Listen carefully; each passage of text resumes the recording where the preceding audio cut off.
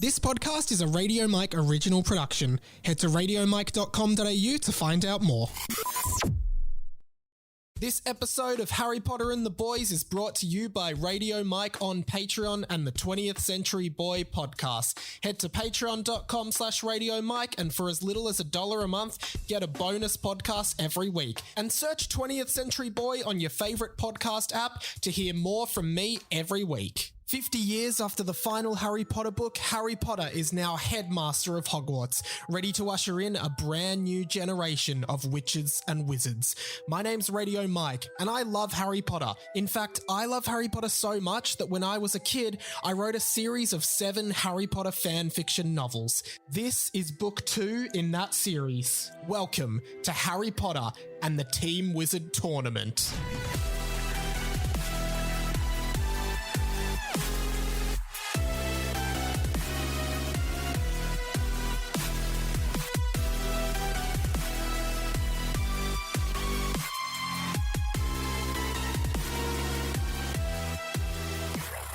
Hello, Hamores, everyone. Welcome to an hour post edition of Harry Potter and the Boys.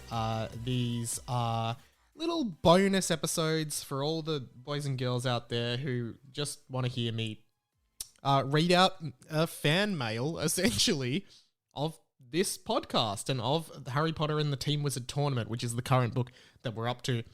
Hasn't been an hour post for a while. Apologies for that. Last one was April 20, just looking at my records here and seeing the download numbers of the show. They're growing a fair bit, which is awesome. And appreciate you guys listening to the pod as always. Going to do a call out here. Would love more listener interactions, guys. Anything you're thinking, email at radiomikepod@gmail.com or just get in touch. Radio.mike on Instagram. And also it's Radio Mike on Twitter. ITS Radio Mike on Twitter. Because I'd love to hear what you guys think. Like, there's obviously lots of people listening based on the numbers, but I'd love to see more people just writing in your thoughts, favorite moments, favorite events, things that happen in the books, funny moments. I love hearing what resonates with you guys, essentially. So, would love to see a bit more of that in the coming weeks. Of course, if you can, chuck me $1. Patreon.com/Radio Mike. $1 is really helpful for me and goes a long way to helping me be able to continue doing podcasts and doing stuff like this, because it costs money to host this podcast online. Who would have thought? But guys, got a few little owls that have come in this week that I wanted to start with, and over the last few weeks, really, because hasn't been an episode for a week.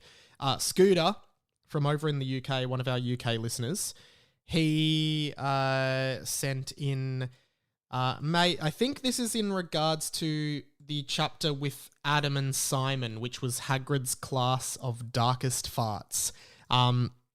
He says, mate, that Harry Potter and the Boys episode was hilarious, was laughing out loud throughout. Big Brother out of nowhere. Yeah, Big Brother has become a character now in this book, which is a throwback because for Australian listeners, Big Brother was like at its peak back in like 2003, maybe through 2007. And it was like a very different Big Brother to like the new Big Brother on Channel 7. It was very, very different. It was very raunchy. And I was a kid. Definitely saw like my first ever kind of like TV nudity on Big Brother Australia back in the day. But yeah, Big Brother out of nowhere, the shoehorn of Dimmy and a stiffy windmill just off to film the video you requested, because I think I made a joke. Guys, send in you doing a stiffy windmill. I do not want you to send those in. That was definitely a joke. That was a really funny chapter. Shoehorning of Dimmy and the stiffy windmill from Hagrid. Hilarious. Also got one for a chapter a few weeks back, with the one with Sam Garlep, whichever the last one of that was. He said, dude, the Shampoo Jones Gorby Bolonsky bit in the last Harry Potter and the Boys was great. Real crack up. I love how, like, I wrote this when I was 13. So like saying like, hey, great one there, man. It's like, I'm so disconnected to the person who wrote this book. It's not really a compliment to me. It's a compliment to a past version of me. Then he actually links. So, and sorry about this. I screenshot all the messages and then I put them in a little folder, but I forgot to screenshot your actual name. Apologies to whoever this was. I don't have your name. He says, also, quintingly, because the word quinting and quintingly keeps coming up in this book, and it just seems like a word that Year 7 Mike has just created. It's certainly not a real word, but funnily enough, he's linked to an Urban Dictionary entry for quinting, and it says, just reading what has been sent in, quinting is when you press down hard on your vagina and move it back and forth to a certain beat that changes the feeling form of masturbation. Examples, quinting is a best ever. Oh my god, me too. I love all the beats I can use when I quint. So there's one, but that was actually submitted on to Urban Dictionary on February 11th, 2011, 4 years after this book was written. There is one from February 12th, 2009. Quint. It means to squeeze the inner vaginal muscles, but specifically during sex. Ladies, you'd know all about that. I don't. Quinting. So, but again, this is 2009. Maybe, I don't think I knew that quinting had any kind of sexual undertone, guys. So, yeah, this one here from June 3rd, 2018 on Urban Dictionary. Quint. Someone with a bigger dick than you. Example sentence. Oh my god, look at that quint. Anyway, I don't think quintingly means that, unfortunately. But anyway, we'll continue. Of course, official correspondent of the show, Amy Altamat. Thank you for emailing again. This is in regards primarily to the previous episode. How about that previous chapter, by the way? Dingut School of Hocus Pokery. Hilarious.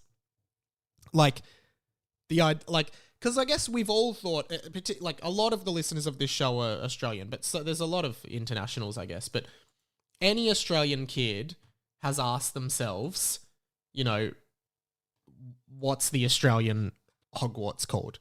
I'm actually going to Google Australian Hogwarts. If you guys can't tell, I don't put that much effort into these. I'm just Googling as I go.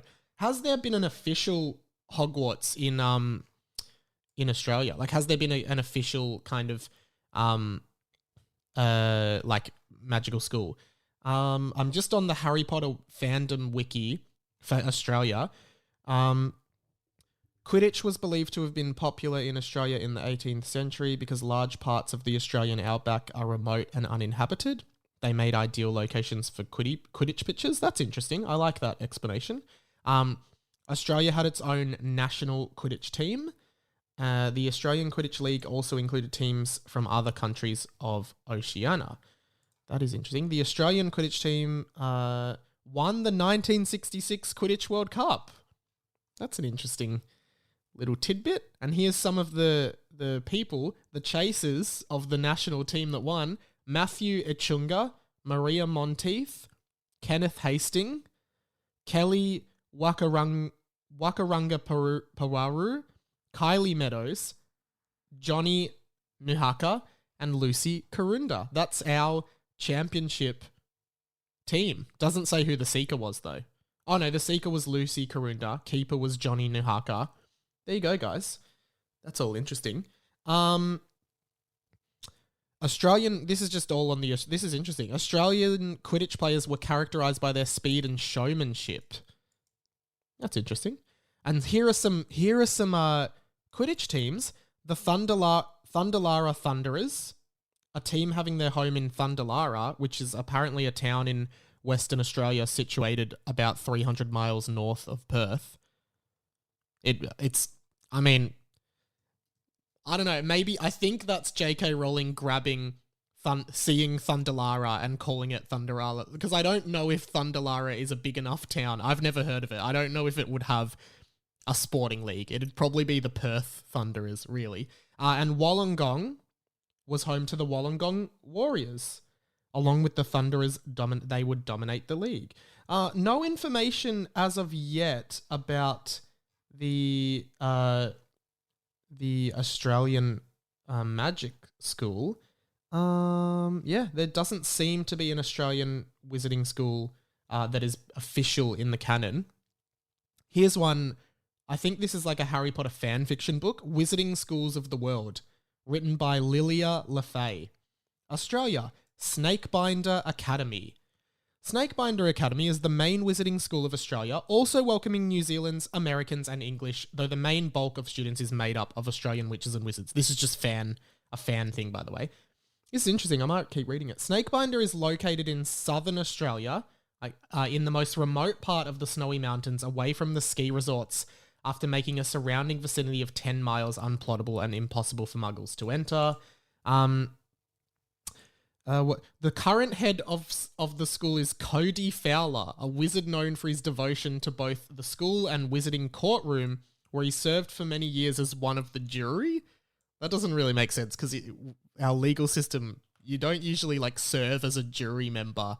Anyway, he is apparently extremely keen on justice and will not punish a student until certain. Snakebinder Academy was founded by a British naval wizard, John Marion, in 1795 as a facility for convicts brought over from England to first live, checks out, then secretly learn magic if they were witches and wizards. Oh yeah, that's interesting as well. The school did not wish to take part in either of the struggles against Lord Voldemort, though most British students went home to help their families. I'm trying to find if there's houses or anything like that.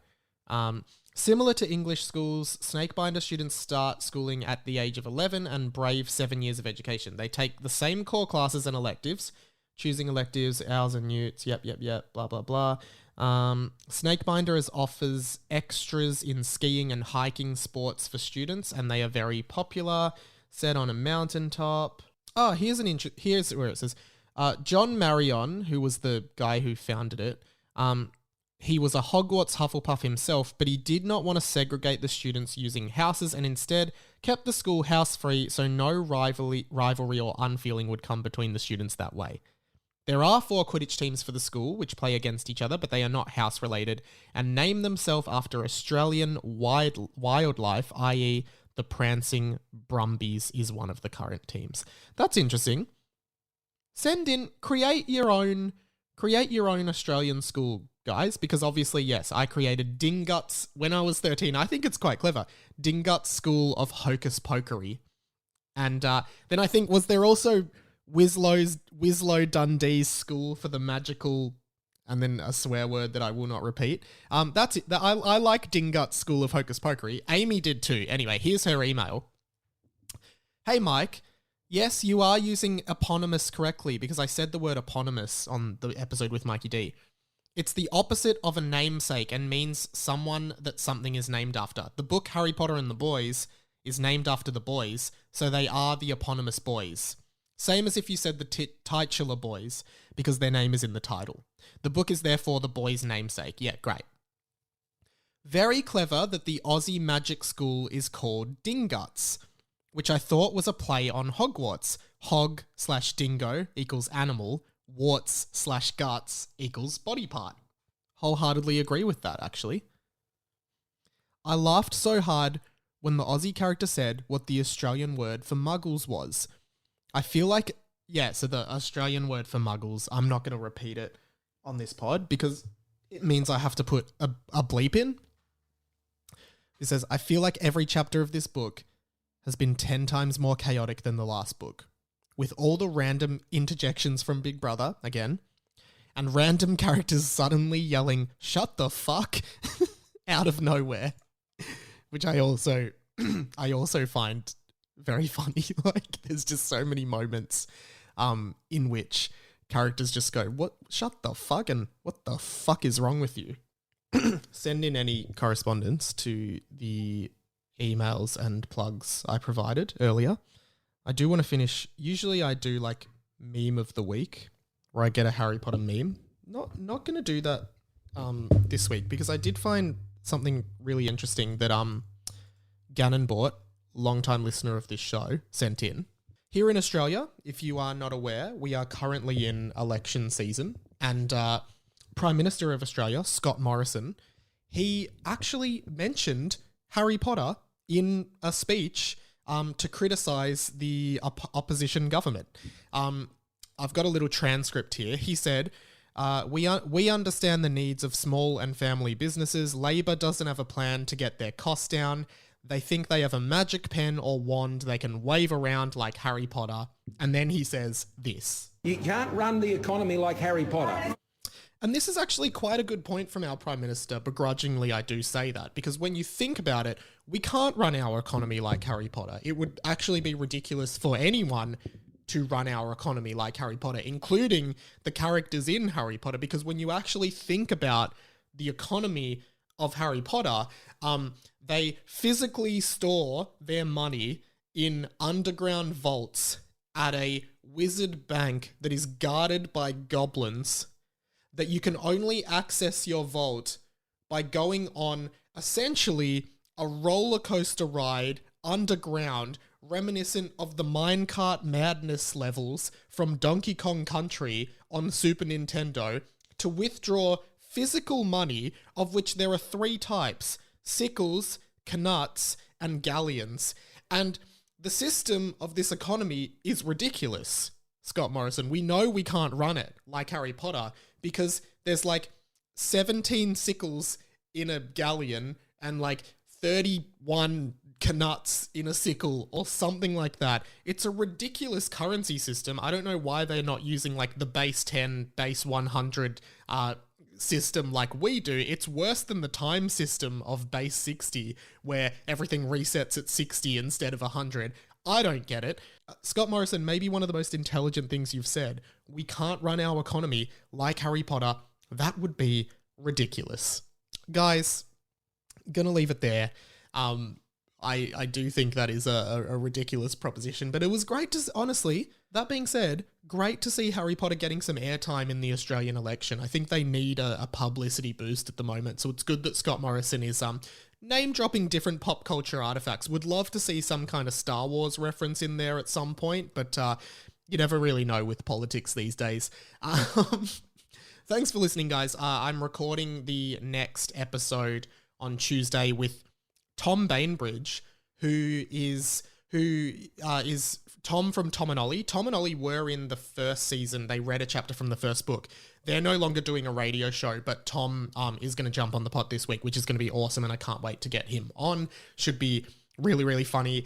And I don't have the name of the chapter in front of me. I'm pretty sure it's called The Australian Bull Dragon. So I think we learnt in the previous chapter from Dylan Dildo Dilderoni that he thinks the first task is the Australian Bull Dragons. And yeah, I think we're running straight into that with the next chapter. We're going into the first task of the Team Wizard tournament. Let's see what happens. Guys, would love to hear from you. Would love to see you on the Patreon. Get a bonus podcast, 2 bonus podcasts, by the way, on the Patreon if you want more of me. Go and listen to 20th Century Boy as well. This week I talked about why I think Sydney is the worst city in Australia. And yeah, goodbye, Hamoras. Thanks so much for listening. Love you long time and also short time. Bye-bye.